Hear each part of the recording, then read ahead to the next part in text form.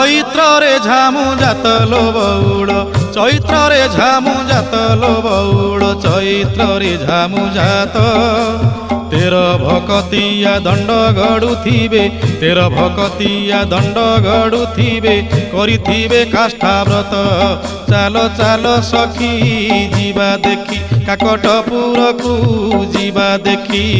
ଅପୁତ୍ରୀ କି ପୁତ୍ର ଅନ୍ଧକୁ ନୟନ ଦିଏ ମା ମଙ୍ଗଳା ଯାଚି ବଉଳ ଲୋ ଦିଏ ମା ମଙ୍ଗଳା ଯାଚି।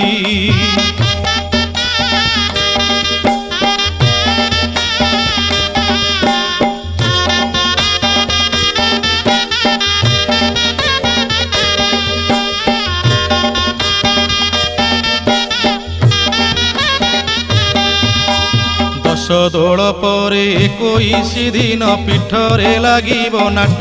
ସଙ୍ଗାତ ଲୋ ପୀଠରେ ଲାଗିବ